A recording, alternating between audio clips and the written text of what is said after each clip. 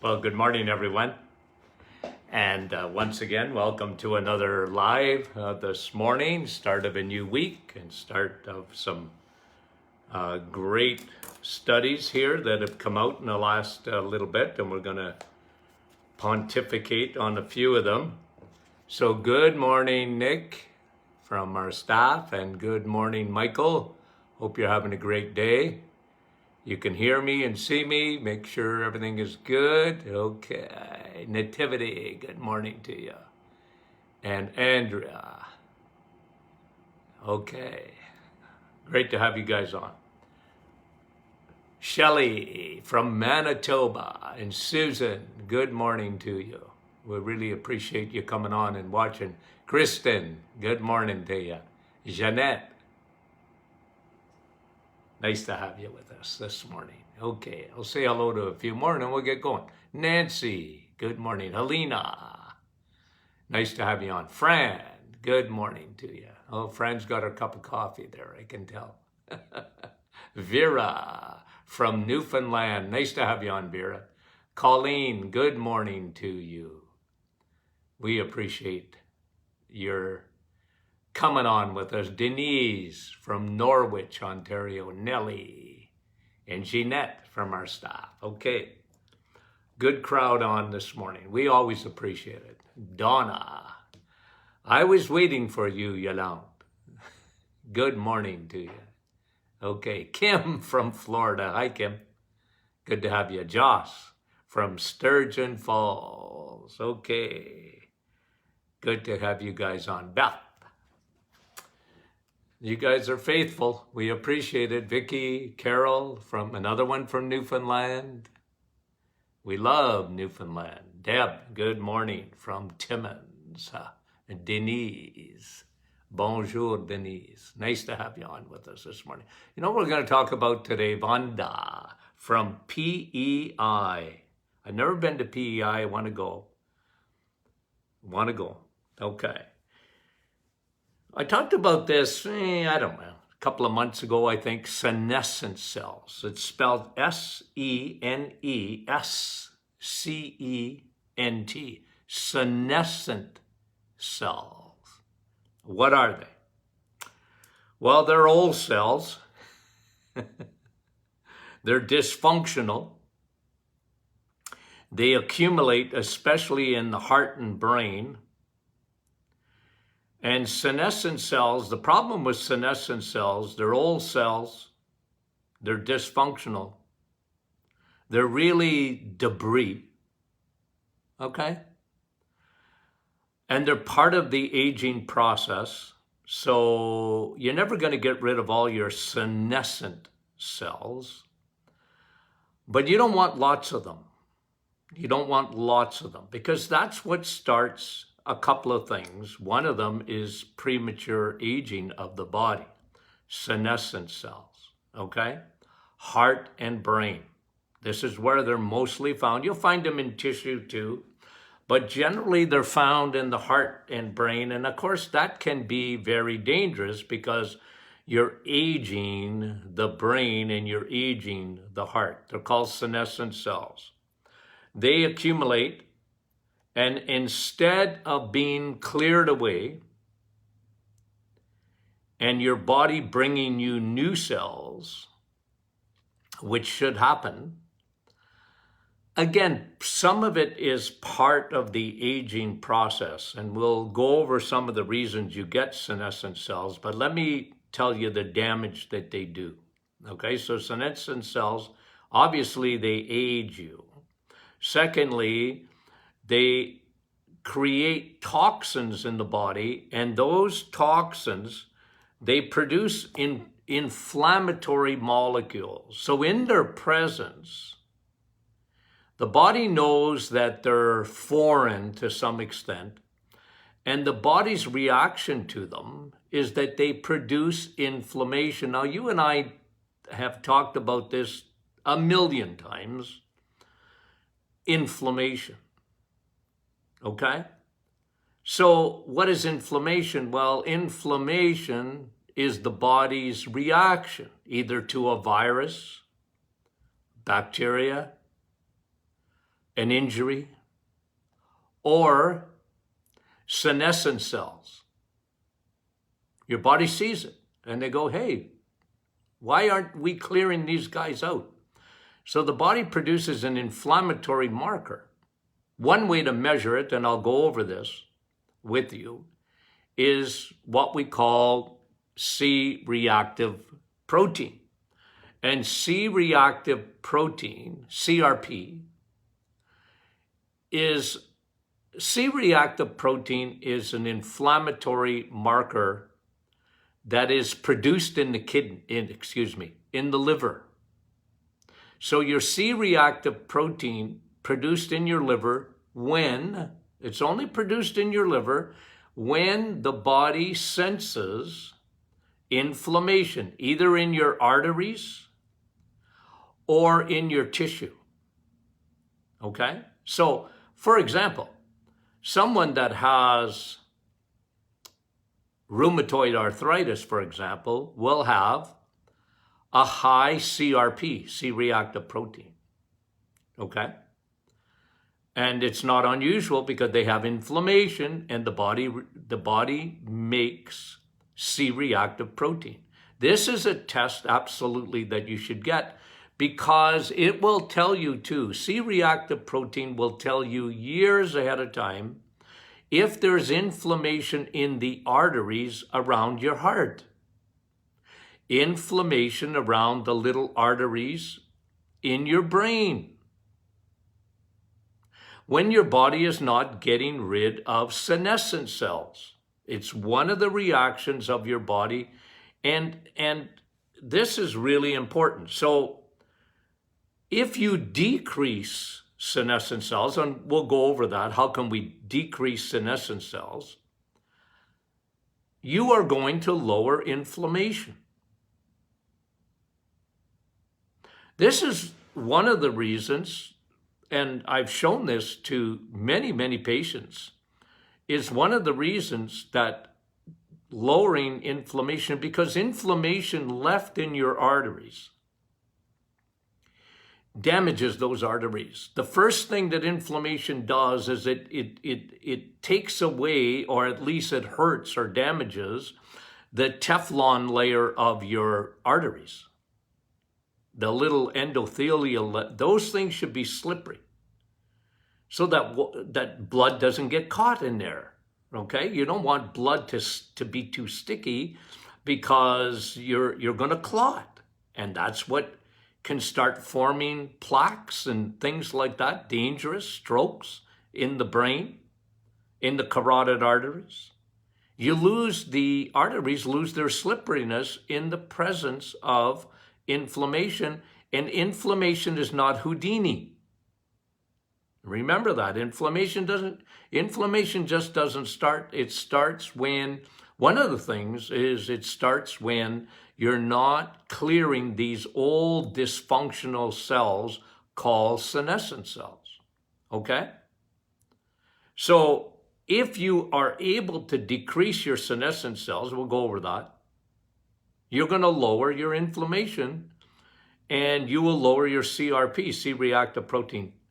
Folks, if you can, you should always, you know me, I like about 4 or 5 tests. Okay? I don't care if you get 100 tests done, get it done. But I like to look at 4 or 5, maybe 6 or 7, okay? One of the things I like to look at is CRP, C-reactive protein. It should be under 1. It should be under 1. Now, they won't flag it as being abnormal if it's between 1 and 3. They won't even flag it. I think some of the testing won't even flag it till it's up to 6, but that's very dangerous. You want it to be under 1. Because if it's above 1, you are now at risk of either a heart attack, stroke, Alzheimer's, because inflammation is present. It's silent. You don't know it. It's not like you have pain. You might have some fatigue, but you don't necessarily have any pain whatsoever. but your body is not able to get rid of, this is one of the things that happens, is senescent cells. So when you decrease your senescent cells, you're decreasing inflammation. You're decreasing aging. It's an anti-aging thing. So remember, these are old dysfunctional cells. Now let me talk about something I talked about the other day, because there was a study, it's a brand new study that came out. It's an observational study, but people are reporting in the last, since March of 2020, so a year ago, over a year ago now, since this whole thing with the virus, people are not sleeping.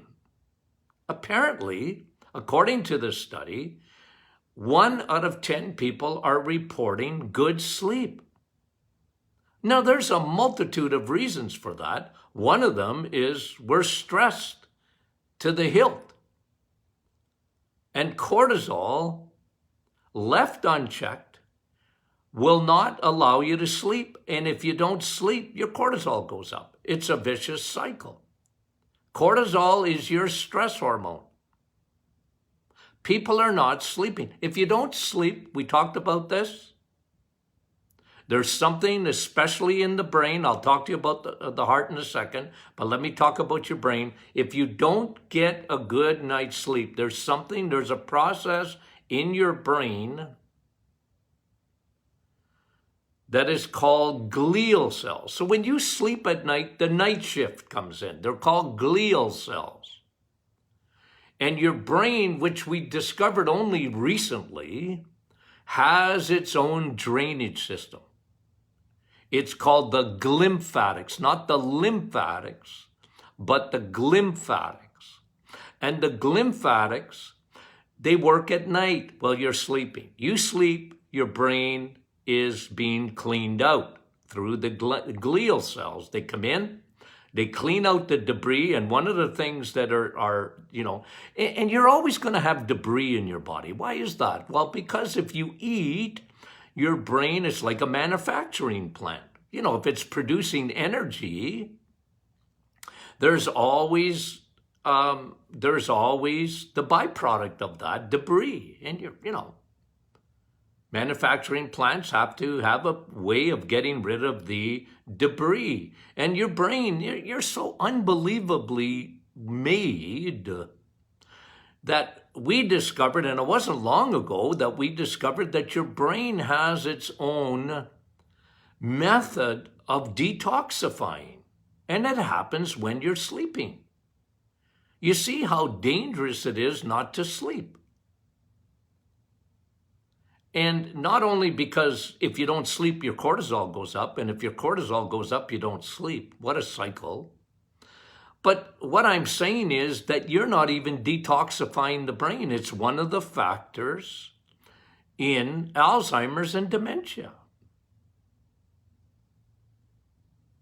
It's one of the factors in Alzheimer's and dementia. The glial cells are not able to do their job. They're not able to detoxify, and one of the things they can't take away are senescent cells. These old dysfunctional cells that your body should get rid of. And so your brain ages faster. If debris is in the brain ages faster. But not only that, we talked about what senescent cells do.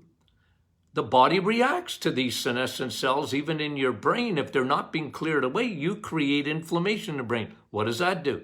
That affects the blood supply, because even the brain has blood supply, you know that. And in that brain, your blood, you're not clearing the senescent cells, you create inflammation. Inflammation starts to damage the blood vessels, especially the epithelial level, and those little endothelial cells. You know what they do? They are not slippery. They stick. Their blood starts to clot up, and you start damaging blood vessels. One night of sleep, it can start some inflammation markers started even in the brain. Crazy, isn't it? Well, the same thing, guys, happens in your heart. The heart gets affected. The heart gets affected. And the little blood vessels around your heart. If you don't sleep, you don't clear some of the debris. Here's another thing that really increases your senescent cells: sugar. Sugar, see? This is why I always talk about sugar, guys. Like, people ask me all the time, Doc, like, isn't a little bit of sugar in moderation good for you? No, it's not. You don't need any sugar. You really don't need sugars or multiple. You know what multiple sugars are? Carbs, crappy carbohydrates. Because they're going to be sugar in 5 seconds. What do? What does sugar do? Sugar damages blood vessels rapidly. Rapidly. This is really important. You know, and yesterday I saw a comment online, and you know what? I probably overreact. You know, this lady had started the reset, and you know, she just read about it and felt, she saw all the testimonies and felt that, you know, why not do it? And I would say, why not? Why wouldn't you do it? Even if you're healthy, why wouldn't you do it? How do you know how healthy you are? Do you see inflammation? You know, it's silent. You don't know if you have that. Most people don't have no clue whether they have even damage to their blood vessels. They don't know that. Oftentimes it's silent. They don't see it. They certainly don't know if they have cancer cells that are proliferating. So I always recommend, it's a good thing to do at least once a year, do the reset. Anyway, she decided to do it, then was having lunch with her daughter, and her daughter, very smart girl, okay, a chiropractor, very, very smart, and she had a master's degree in nutrition. She said to her daughter, hey, you know, you shouldn't be doing that, the reset. It's not good for you. Well, I just beg to disagree, and I understand that. Listen, I get it. There's so much against animal products and living on eggs, meat, and cheese, and those are all bad for you, and they're going to give you cholesterol, and they're no good. They're going to clog up your arteries. That's the farthest thing from the truth, but that's still the teaching. That's still the teaching to dietitians, to people that are getting degrees. They taught me that. When I got my PhD, they were teaching me, I mean, the gurus that were teaching me, and the studies, most of it, you know, live on plants, very little animal product, if any. They're bad, they're acidic. I mean, I heard it all, guys. I heard it all. But I knew better. I lived in a home. My dad, I've often told you the story about my dad being a diabetic, and my dad, no, I eat meat, I eat eggs, and I eat cheese. This is my dad in the 1960s. I'm a diabetic. He said, I can't have sugar, and I don't eat carbohydrates. Okay, Dad. I didn't even understand what he was talking about in the 1960s, but I saw him live it. And so when I'm studying nutrition, I said, well, in my head, I said, you're wrong. You're not right. And then there was Dr. Atkins out there. You guys remember Dr. Atkins? And he was teaching, and I agreed with him in the 70s. He said, no, I can lower your triglycerides, and I can elevate your good cholesterol. Cholesterol is not killing you. It's not cholesterol. And, you know, I went in that direction. I saw it in my home, and I went in that direction, and I study, and I fight for the truth. I believe it to be 100% true. I respect people that don't believe in me. I do. I respect them. We have a difference of opinion. But, you know, a few people online yesterday said, well, listen to your daughter. They were on our website, or at least in our private Facebook group. And they just said, oh, listen to your daughter. And I said, it's surprising to me. This is what I wrote on the Facebook yesterday. It says, surprising to me. If you're listening to our podcast, I'm trying to bring you evidence. Evidence. Now, you guys got to do with that what you think is right and what you think is wrong. God gave you a brain, use it. I want you to question me. I got no problem with that. But I said, how can you dismiss, thousands, tens of thousands of people that I can lower their C-reactive protein, I can empty their liver, I can get rid of insulin resistance, gets rid of insulin resistance in 30 days, and then you say it's not good for you? How can you say that? If I can lower your triglycerides and elevate your HDL, how can you say it's not good for you? So one of the things you want to do to get rid of senescent cells and inflammation, you want to change your diet. You want to change your diet. Because your diet, just sugar alone. And I was reading an article today that 50% of the sugar that we consume, 50% of it in North America comes from drinking it. I'm telling you, folks, I was in a corner store at a gas station there, just picking up some water the other day. Was it yesterday? Yeah. And I saw people, man, the sodas, the sports drinks, the energy drinks, the juices. And I'm in my head, I'm shaking my head because I don't want to preach, okay, in a corner store at the gas station. I wouldn't do that, okay? But I observe.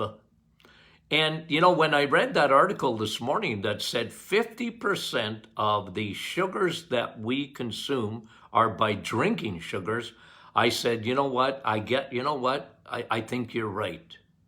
I think you're right. And this creates an enormous amount of senescent cells. You're going to get a lot of debris and lots of oxidized cells that are damaged cells. And you know what? One way of not getting rid of these cells is not sleeping, and the other way is having a bad diet. And it's always two things. It's sugar and crappy carbohydrates, because crappy carbohydrates have two basic things. One of them is they're carbs, and they're crappy, and carbs are just sugars, okay? So just remember that. Sugar is sugar, and carbs are sugars too.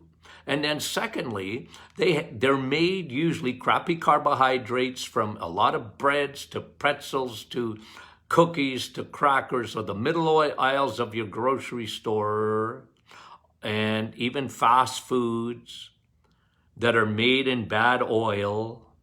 You get a double combination of terribleness when you have crappy carbs made with crappy oils, going to elevate your insulin, and just those oils, which elevate your omega-6. These are vegetable. They're far from vegetables. They are bad oils. And most things that are preserved in the middle aisles of your grocery store are made with bad oils. The problem when you go to a fast food place and you get French fries or whatever, even the chicken, are cooked in bad oil. Oh, peanut oil, doctor. Well, that's a bad oil to cook with. Okay, and especially when it's reheated. It's terrible oil. It's inflammatory. So that's what senescent cells. When you're aging, not sleeping, not exercising, so bad diet, okay, not sleeping, exercise, a bad diet, I mean. And number 3, a lack of vitamin E.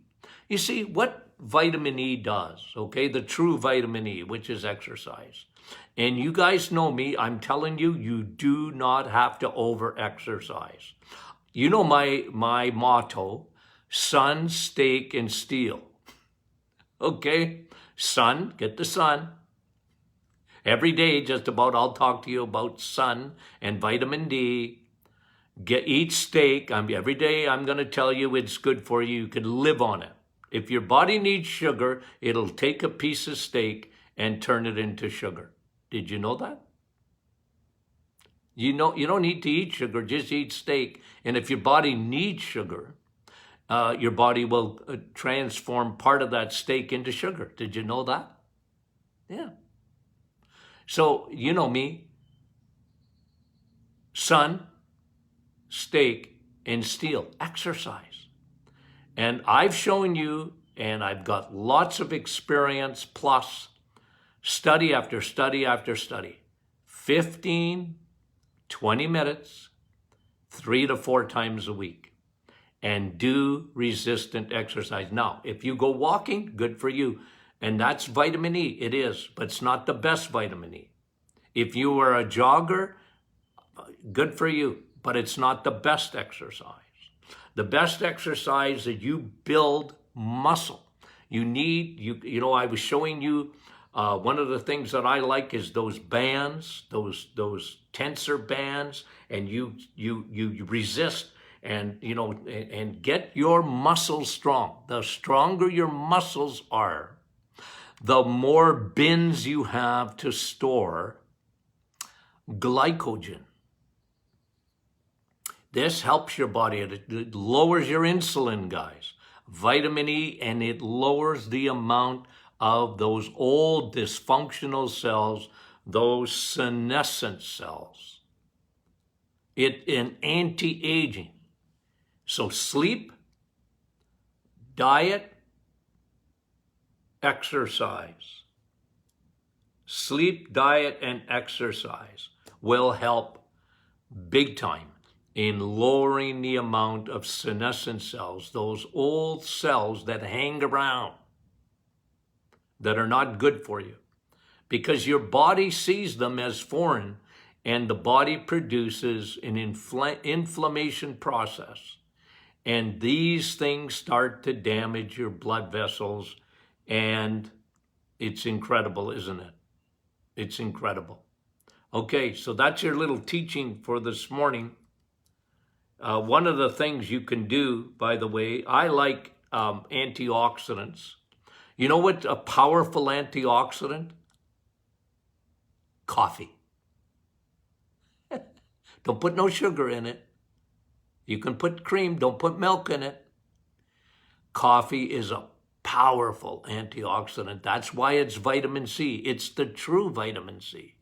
I'll argue with anybody that if you drink coffee, you don't need the other vitamin C. You really don't. You have all the flavonoids you need.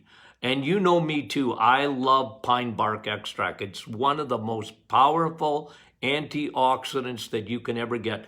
And it helps to get your body to get rid of senescent cells. It's very anti-aging. Very anti-aging. But so is coffee. Again, someone came on our site, and listen, that's all right. I mean it. It's all right. But I told that person, because they said, oh, coffee's no good for you. Coffee affects your adrenal glands. It really makes it damages your adrenal glands. That's not true. And you can put it up there if you want, but you got to understand, I'm going to respond. I'm going to respond. Now, a lot of people, of course, did respond right on the site. They said, well, that's not true. And I'm telling you, it ain't true. It's not true. Coffee is a flavonoid. Coffee has quercetin. Coffee has a multitude of flavonoids. So does tea a little bit. You know my motto, why drink tea when you can drink coffee? Okay, look, and I mean it. Coffee is a more powerful antioxidant than tea is. And tea's all right. That's for the United Kingdom tea. You know I love to tease. Okay, we got some good things coming this week. And we appreciate your faithfulness of watching this program and listening to it. Share this with your friends and tell your friends and family too. They can sign up to get automatically on their smartphone. They can get the Doctor Is In podcast. Now, all of these teachings are going to be turned into podcasts. At the Doctor Is In, and you just have to, I don't know how you do it, go to our website, you can do it. But if you have a smartphone, you can do it right from your smartphone. If you download any podcast at all,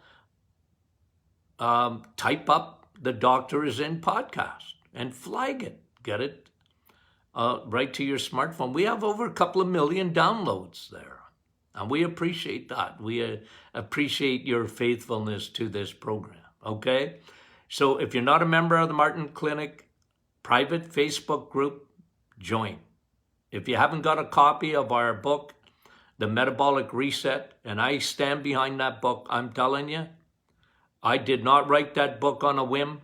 That book was written after putting thousands of people, especially diabetics, on a program of eggs, meat, and cheese. And I'm telling you guys, I'll put that eating program up against anyone else's. I would, for results. And I'm ready to be challenged on it.